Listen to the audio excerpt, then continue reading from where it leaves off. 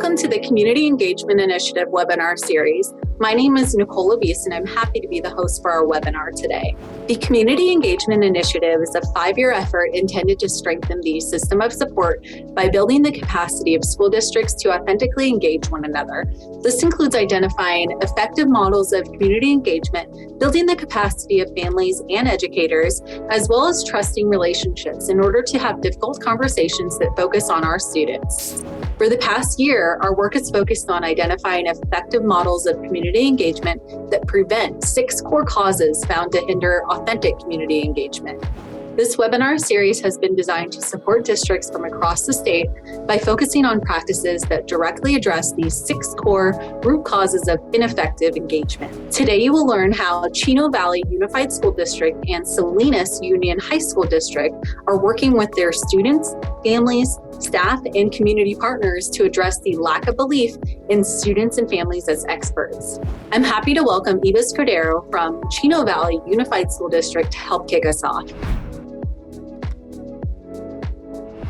Hello, my name is Eva Scudero, Coordinator of Parent and Family Engagement. On behalf of our Superintendent, Dr. Norm Manfield, and our Chino Valley Unified School District community, we are honored to share with you the work we have done in connecting home and school to transform the culture of education here in Chino Valley. Today, we will share with you how our district intentionally addresses one of 6 core root causes of ineffective community engagement. Liz Lauer, our Family Service Program Specialist, Tony Flores, Parent Leader and All-Pro Dad Team Captain, and myself will share how our district believes and demonstrates students and families are experts with systemic practices that are in place. About us. Chino Valley Unified School District consists of 3 communities, Chino Hills, and South Ontario. Our student population is under 28,000. We have about 20 elementary schools all the way to 4 high schools. We have about 48% of our population is social economically disadvantaged, about 10% of English learners, and about 0.7% of foster youth. At the district level, we work on empowering community voices. How do we do this?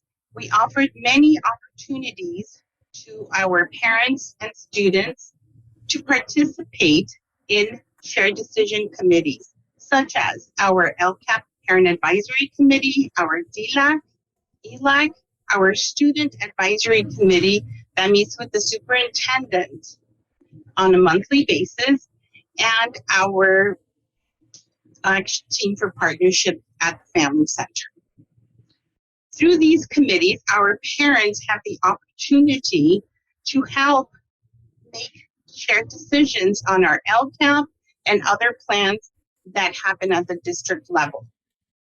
We also offer school governance training and workshops so they are able to fully understand what their role is, how to participate, how to voice their concerns and or questions throughout these committees.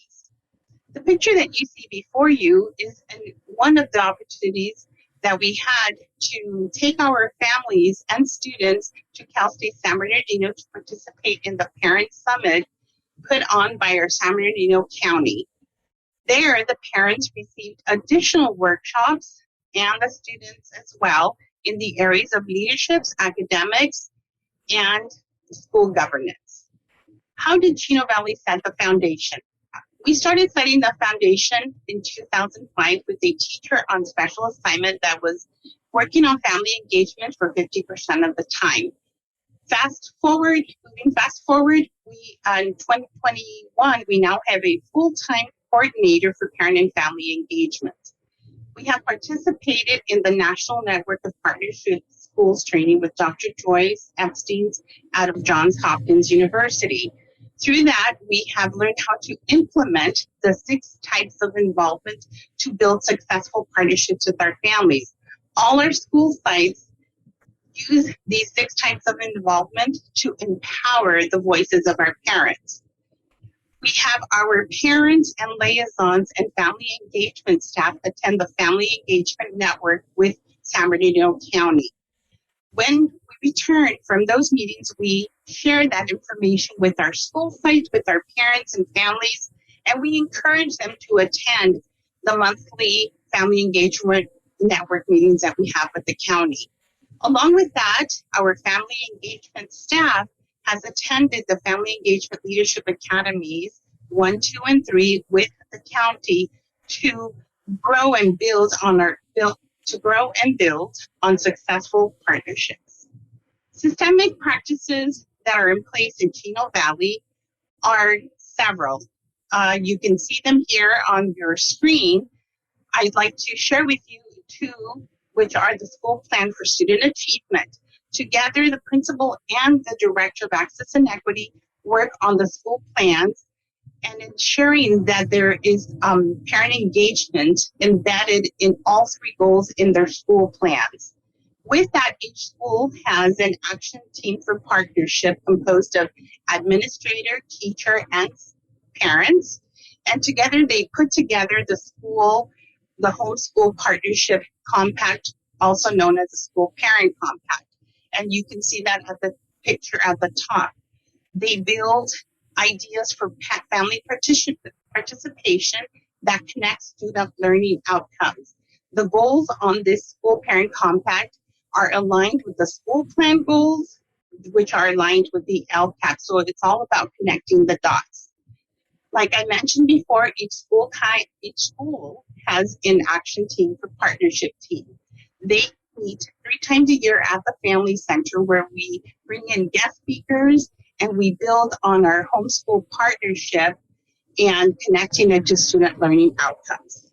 Now we are going to look at the school site level. Ramona Junior High is one of the schools that we would like to share with you on how they implement their strategies at their school site level in their SIPSA, and we would like to share some of their success stories. So one of the great things that makes Ramona very unique is that the school invites and encourages the participation of the feeder schools. So all 5 elementary schools and the high school that feed into one another, they are invited to partake in the different parent engagement workshops. One of them being here that you see is the 12 Hours of Family Business and Beacon, which helps build leadership at the school site level and at the community level. We also connect with our community partner, Chaffey College, and we encompass the motto of impacting a home impacts a child. So we bring in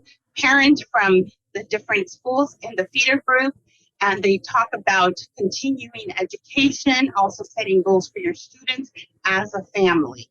We also do home visits here at Ramona Junior High. The principal and her team visit all their incoming 7th graders and to connect with the families, to welcome them to Ramona, to build that trust, to build that partnership. With that, we have seen some great growth, especially in the area of attendance. You can see that chronic absenteeism has decreased over the years due to these home visits. Many times the parents hear what a wonderful welcome it is to come to Ramona because they connected with the principal and the staff, and they are more likely to come to the workshops and continue growing in community engagement. Now I would like to pass this on to Liz Lara, our family program specialist, who will talk to you about how we strengthen our families. Hi, it's good to be here. Thank you, Elise, for allowing me to be a part of this team. Really in addressing the core belief, that lack of belief that our parents and our students are the experts, we really have to come back to strengthening our families. We want them to feel empowered to really be able to step into that role. And so within our district, we don't want to be simply whole child focused. We want to be whole family focused because we know that our students are going to do much better in school if they feel the support, if that family is engaged from the very beginning, if they have those supports that are in place to really set them up to succeed. So in us whole family focused, we want to make intentional connections within our infrastructure and within our community. And so that kind of comes to some of these pillars or programs that are in place within our district. And so we've got the Hope Family Resource Centers. I oversee these family centers.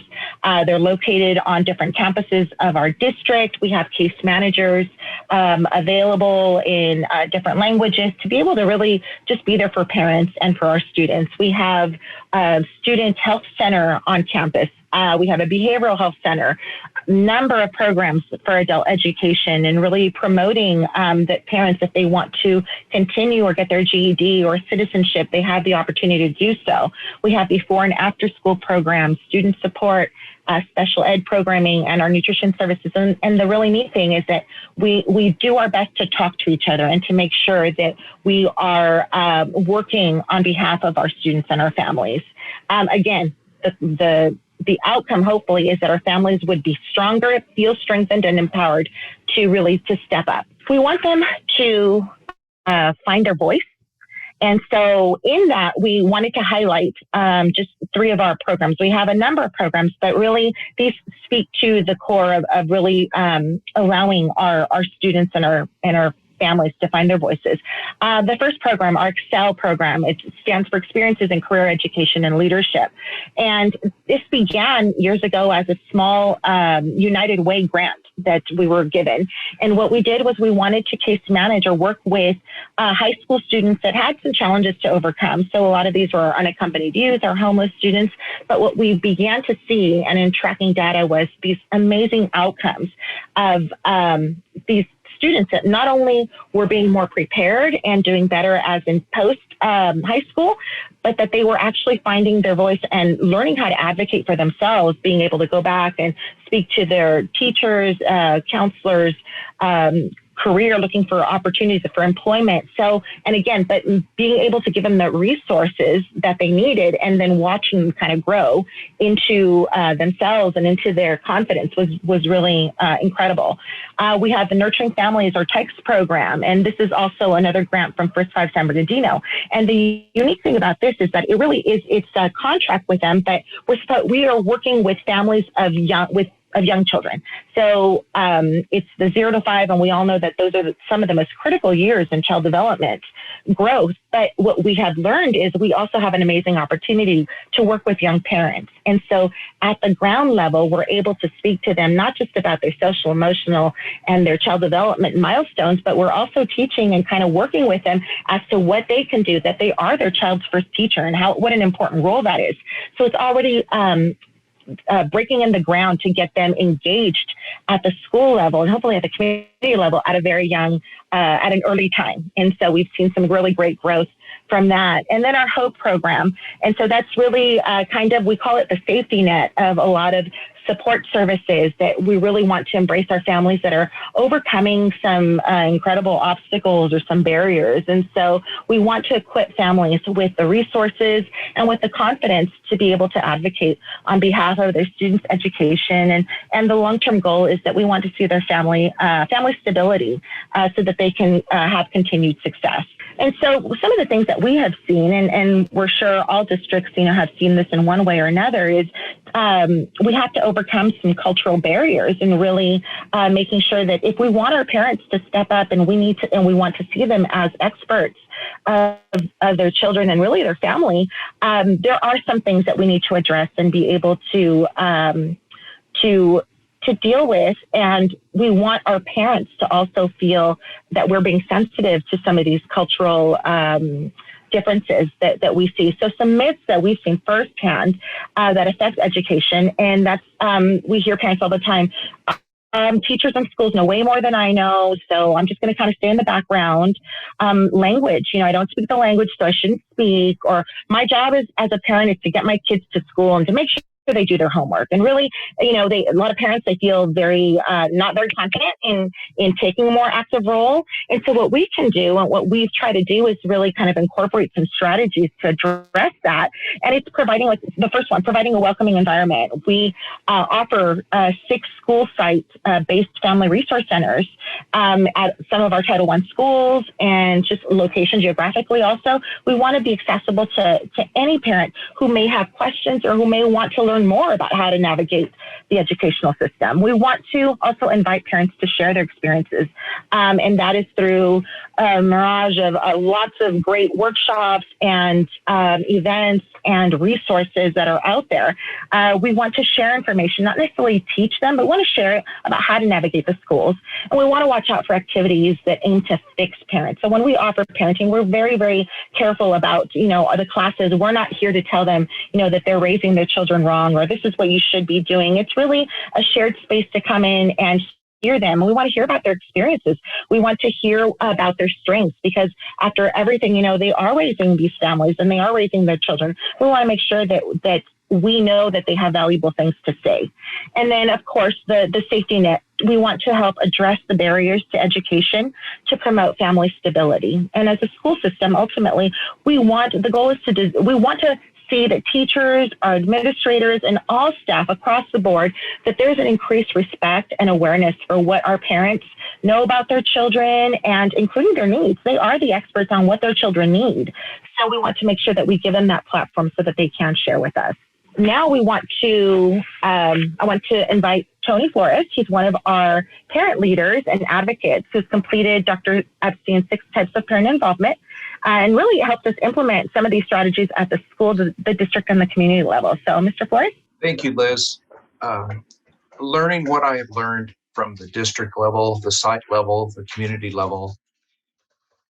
A few years ago, my wife attended a homework helper workshop at my children's school one evening. The presenter was the district's parent engagement specialist and came home and declared to me that I needed to get engaged in my children's education. I took her request to heart and got engaged in my children's education at school, on site. I took her request and at the district level became a parent engagement person going to the parent engagement workshops. One thing that I learned in the parent engagement workshops and that they brought to our school was the PTA School Smarts Parent Academy. Through this academy, it taught me Dr. Joyce Epstein's framework of 6 types of involvement: parenting, communicating, volunteering, learning at home, decision-making, and collaborating with the community. This empowered me to use my voice at my children's school, and I became an active volunteer with our PFA, Parent Faculty Association, on campus, along with the school site council and the school safety team. In turn, we attempted to seek resources to engage other dads on campus. After approval, I started a chapter of the National Parent Engagement Program, All Pro Dad, as you see the backdrop behind me. All Pro Dad gives dads and guardians an opportunity to step on campus in a non-voluntary role, to have breakfast and a meaningful conversation and activity with their children 1 hour before the first bell rings each trimester. This benefits the school by dads getting to meet other dads, dads feeling more comfortable on campus to volunteer, and families having a meaningful relationship at home. Through other workshops at the Family Engagement Center, I learned of the district committees I could serve on, such as Partnership for Learning Network and LCAP, Parent Advisory Committee. As my engagement grew, I even ran for Chino Valley Unified School District School Board in 2020. And it led me to running for office to serve all of the students in Chino Valley.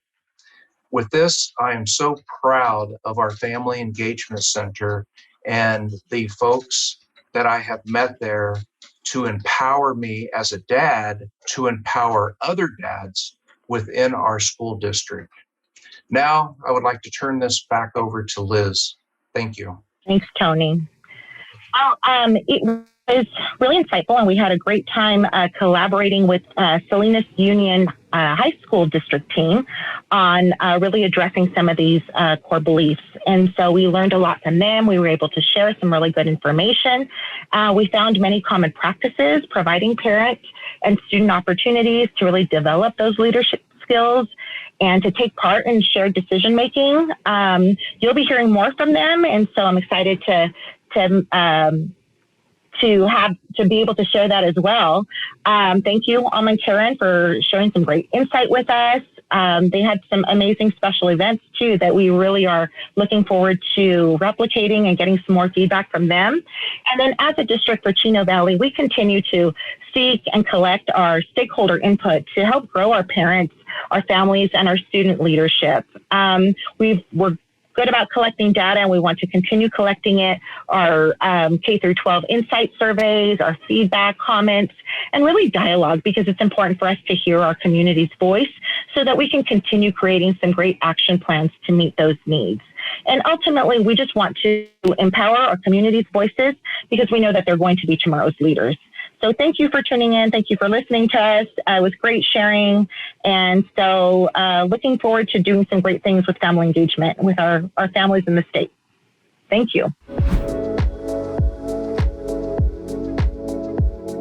Hello, and thank you for the introduction. This is Salinas Union High School District here representing our Community Engagement Initiative webinar. I'm Alma Pio Garcia, Director of Special Projects with the Salinas Union High School District, and joining me today in today's webinar is Karen Rivera, our Parent Involvement Coordinator. I also want to acknowledge our other team members, Dr. Blanca Baltazar, our Associate Superintendent, Kimberly McCulloch, our Middle School Principal, Gloria Tinoco Estrada, our Middle School Community Liaison, Veronica Hernandez, our High School Community Liaison, Esther Rubio, County Office of Education.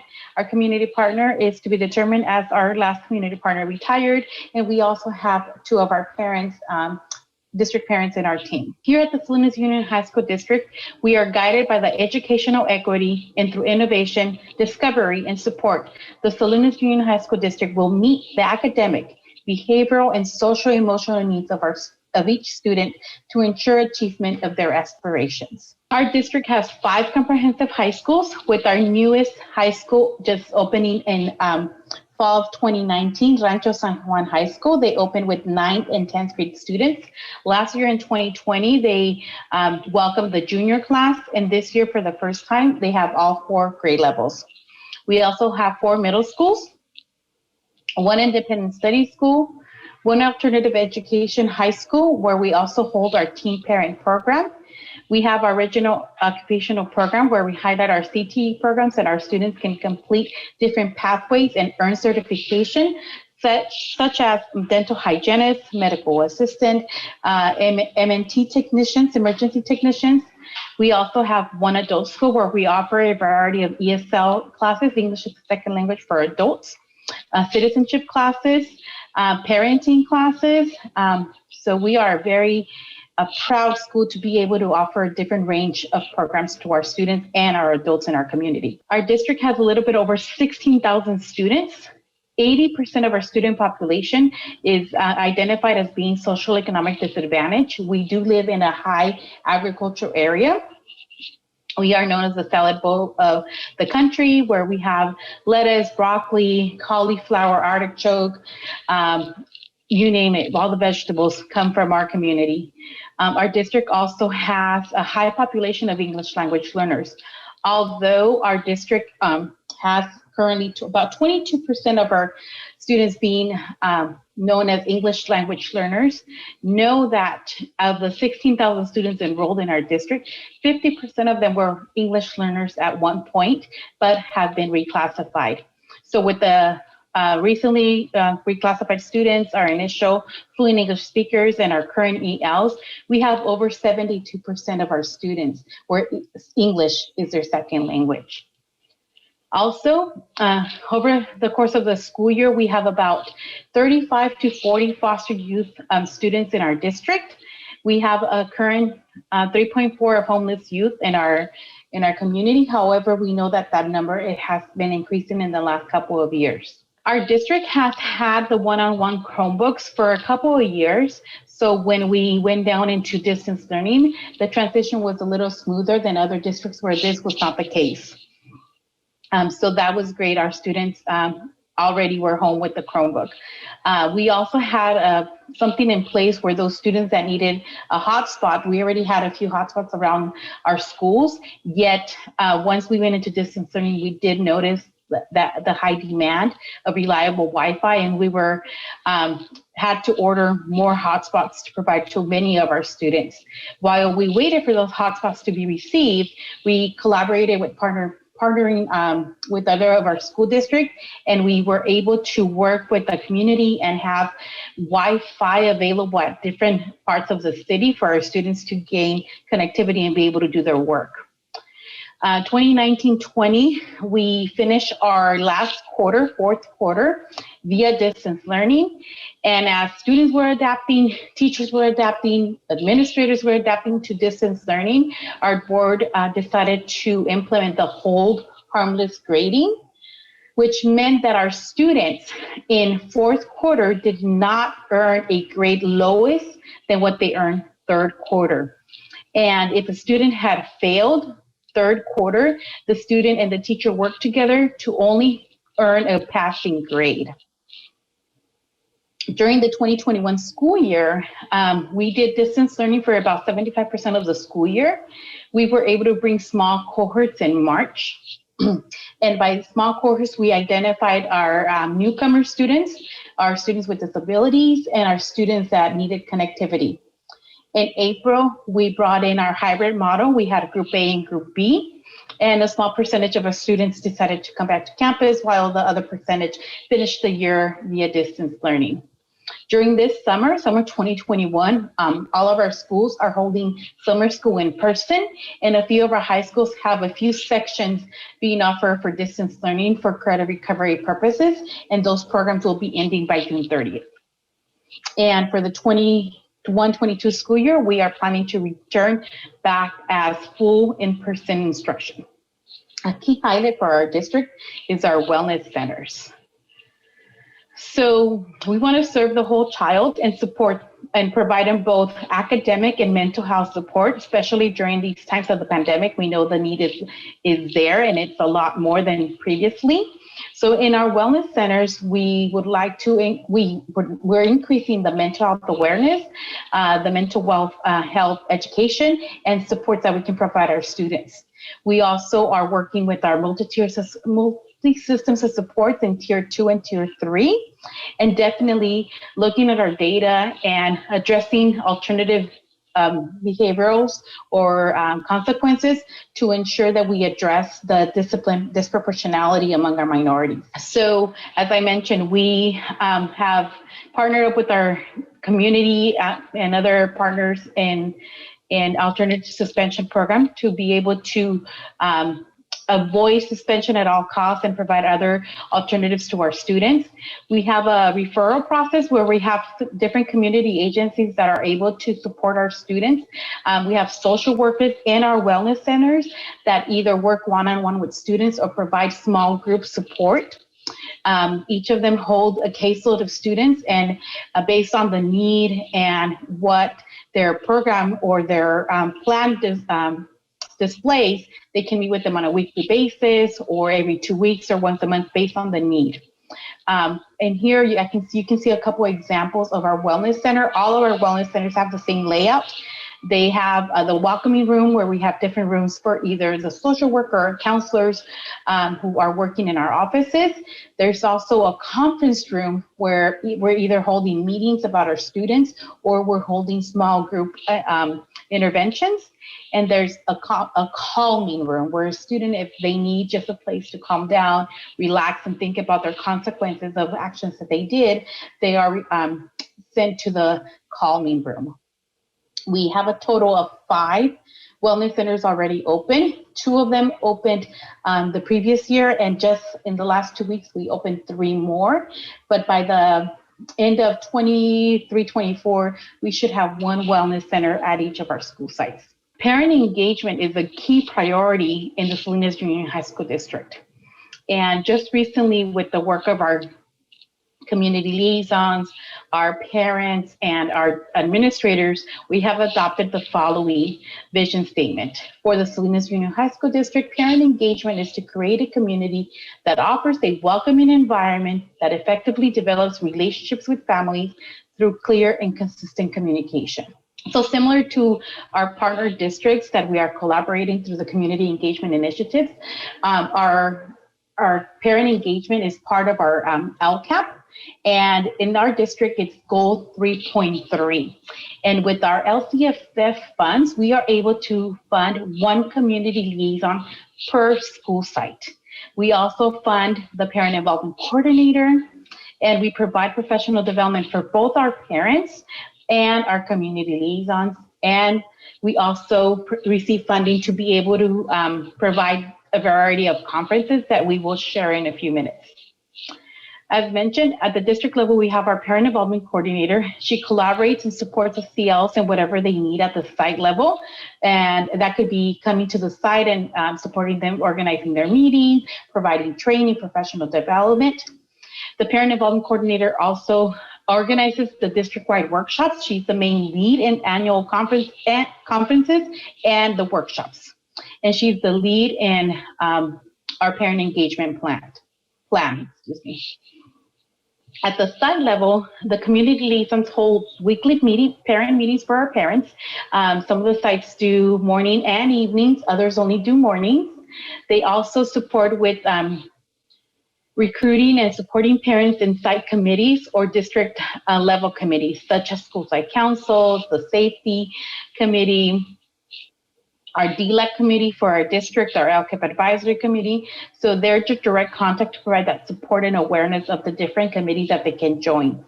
They also provide supports doing home visits for those families that didn't need additional resources, or some wellness checks for students that we have not been able to contact or haven't been able to reach via all of other protocols in place. They also support at different school-wide events such as student recognition, Top 100, college nights, anything that has to do with the school site, they also support. And our principals, parent engagement is also a key for our principals, and just like in our LCAP, all of our school sites have an SPSA goal, School Plan for Student Achievement, goal 3.3, that highlights parent engagement. So how we compare our LCAP with our SPSA, they both have goal 3.3, and they all, both of them solicit feedback from different stakeholders.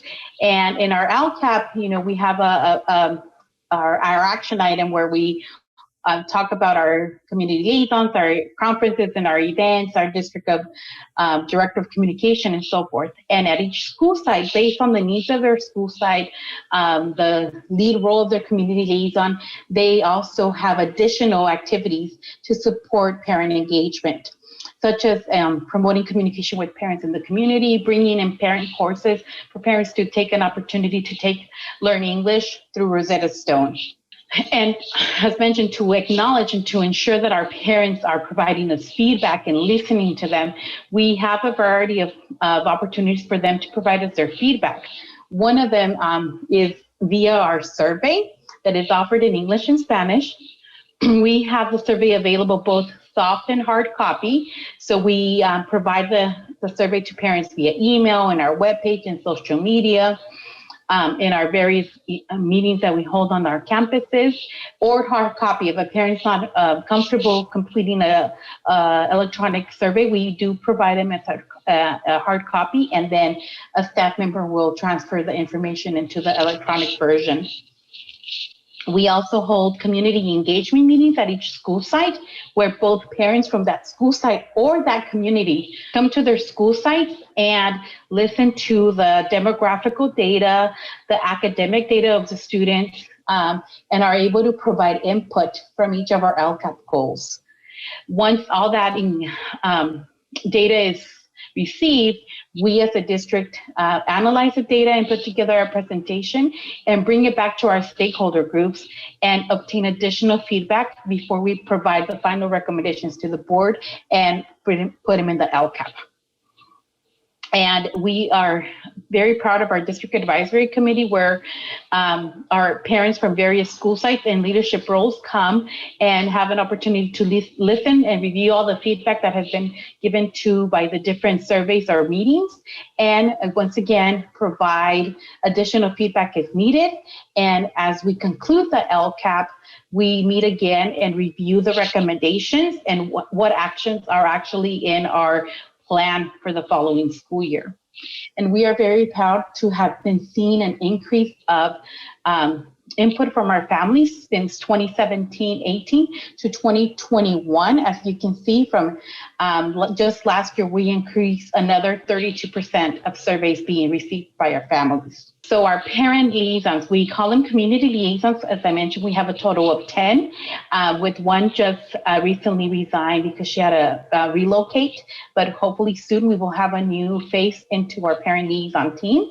And our team varies from experience. We have Rosario Martinez at Alternative Ed that's only been with us for 2 weeks, but eager to learn and support families, to Ms. Rachel Torres, who has over 40 years of experience serving our families. So we are happy that we have each other to collaborate, learn from each other, share practices to continue serving our families.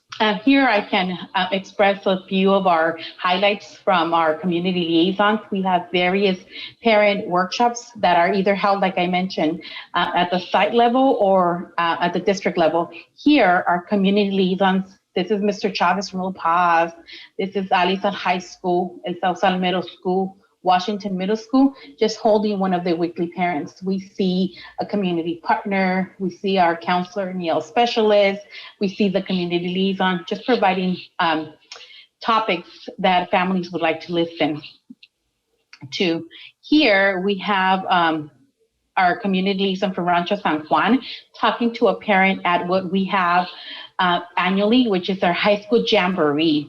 And my big takeaway is that if parents don't come to us, we go to them. And Jamboree is a very popular event in our community, where over the course of the evening, about 20,000 parents and community members come through this event. So we hold a resource table. All of the community liaisons are there sporting their school gear and introducing themselves to the families, providing them information of what they have to offer at their school site, introducing them that there's a point of contact. And we are there through 7 o'clock at night, right before the varsity game starts. And it's a key highlight that has been happening for the last couple of years. And now to talk a little bit about more of our events is Karen Rivera, our parent involvement coordinator. So we offer the Strengthening the Family Conference. We started offering on a Sunday, since before we used to offer on a Saturday, but we saw a low participation number, so we moved it to Sunday, and we actually have seen an increase. Next school year, 2021-2022, we'll be having our 12th annual conference, Strengthening the Family Conference. In this conference, we offer a variety of workshops about education, parenting, and health. We select these topics based on the feedback we receive from our community liaisons and our parents. They also help us choose the presenters for these workshops, and we recruit a keynote speaker. It could be a community member, a retired teacher, or a motivational speaker. We also have community resources, which not only provide them with pamphlets, but sometimes we have tabling where agencies come and they themselves share with parents what they have to offer to them during our breaks, during our lunch usually, or in the morning before we start our conference. Every year, we also try to rotate our school sites to make sure that we utilize all our schools, and also our families are familiar with all our district school sites that we have. We also make sure to have workshops in English and Spanish to not only accommodate for English-speaking parents, but also for Spanish-speaking parents. And we offer childcare to make sure that that's not a impediment, right, for our parents to come and join us. We start our planning from early May or at the end of May in June, starting to choose where we're going to have our conference that year. Again, trying to choose a school site, a different school site for every year. We get the feedback from parents and our community liaisons on the workshop topics, presenters, and we start looking into that keynote speaker that we're going to be recruiting. In July, we start creating our forms student volunteers, presenters to make sure we confirm formally, and also the sign-in sheets for our parents. We start creating a save the date card that gets mailed later on to our parents. We start with the list of workshops, and we're starting to write down a little blurb to see so parents can read and get familiar to what we're going to be offering. We start ordering materials for parents. We usually give them a book for teens as well, or something that will enhance their education. For childcare, we make sure we have activities, since this conference runs almost a whole day, making sure that the children are learning something or have something to do and being active. We make sure to order whatever the presenter might need and any other miscellaneous items that we might need for the conference to make sure we are welcoming our parents and they feel welcome when they come. In August, we make sure that we advertise at all our school sites. We send a mail out to our parents. We put it on our website and Facebook, Instagram, all our sources that we have. Our system also Blackboard message via, we send them emails and we send them calls, texts the day of or prior to. We also have food, so we need to make sure that we contact them. We give them a light lunch and breakfast as well. We also collect donations from our community businesses. And since our community is big in agriculture and horticulture, one of our community nursery donate flowers, so we're able to use those for our events as well and highlight our community partners. We finalize a program, which is a booklet where parents the day of receive, and they're able to look through and read all the workshops that we're offering and start deciding which ones they're going to attend, since they're able to attend up to 3 workshops. And we have different workshops for parents and teens. Again, we get everything ready, registration list for our parents to make sure we get their information when they're coming in, sign-in sheets for staff, and we get staff to help us with childcare and interpretation. That's a big piece. We make sure that we have the interpretation for the keynote speaker. We organize all our materials in August to make sure that everything gets transported to the school site that we'll be having our conference at. And here we're highlighting one of the workshops we have, which is regarding healthy eating decisions. And we collaborate with our teachers, with the culinary teachers and students, and they prep snacks for the attendees. Our attendees are happy to try those snacks that our students prep with their teachers, and also learn more about healthy eating, at the same time learning about our career and technical education that we offer in our district. Every time we have the conference or any workshop, we do have an evaluation form where we ask parents how we can better our conference, and just hearing their comments. Here are 2 quotes that they wrote. One parent said, "The presenters were great and I thoroughly enjoyed the keynote speaker."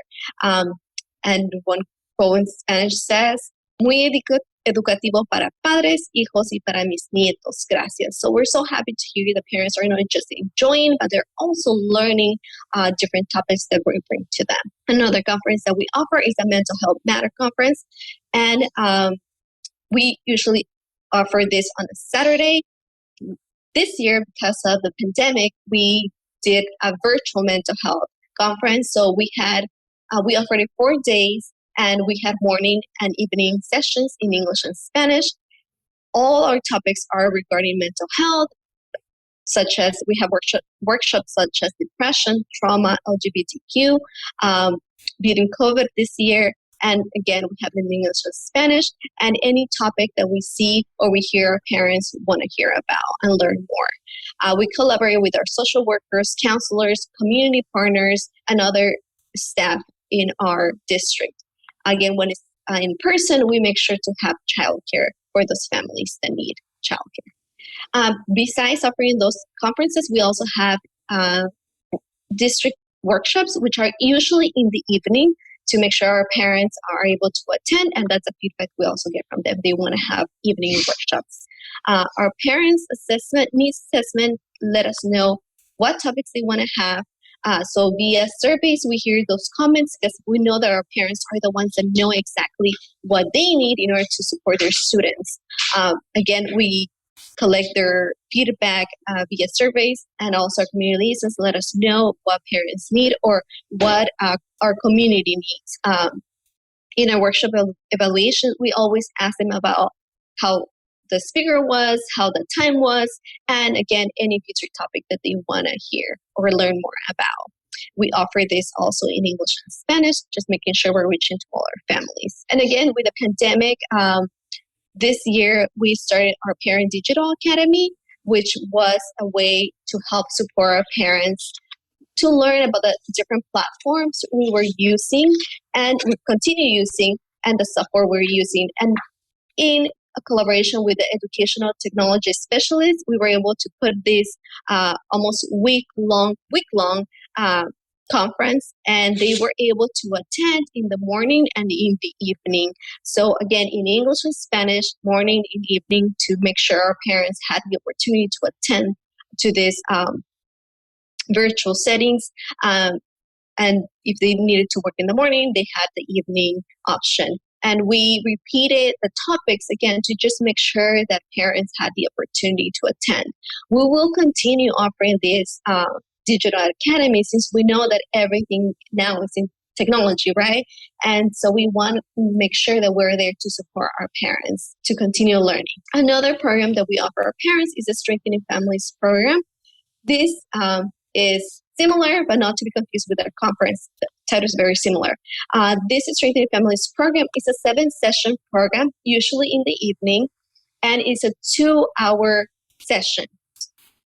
Parents and teens come to these sessions, and we start with a light dinner, and then we separate the parents and the teens.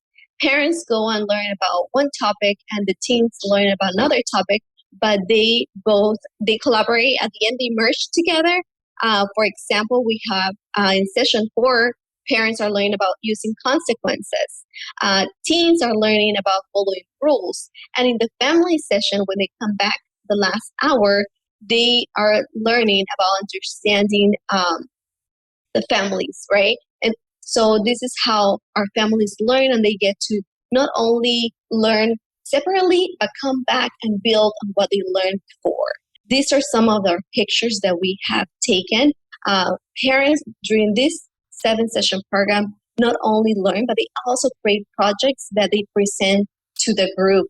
And we see this program just at the beginning, they're very shy, but then at the end, they're all learning, and parents, you can just see the happy smiles when they're working together with their parents. And we present them with a certificate at the end of 7 sessions. And the 2019, these are 2019 pictures. We created a collage of pictures that we took during the 7 sessions. And we presented a collage to the parents just to have those great memories of how they participated together, they worked together, and they learned how to enjoy themselves as a family, but also learn techniques during the separate sessions that they had. And now Ms. Garcia will continue.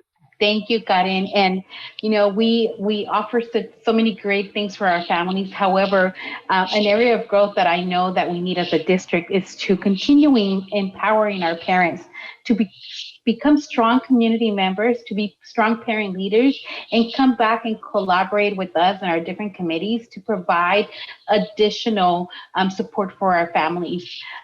So we are eager to continue collaborating with the different districts that are part of this community engagement initiative and just continue growing to better serve all of our families in our communities.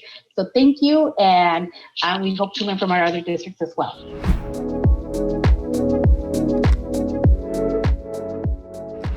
Thank you, Chino Valley Unified School District and Salinas Union High School District, for sharing some of the effective community engagement practices you have in place to support students through authentic partnerships. Thank you for joining us today. We hope today's webinar supports you and your community engagement efforts. If you would like to learn more about our districts or the Community Engagement Initiative, visit our website at californiaengage.org. Thank you.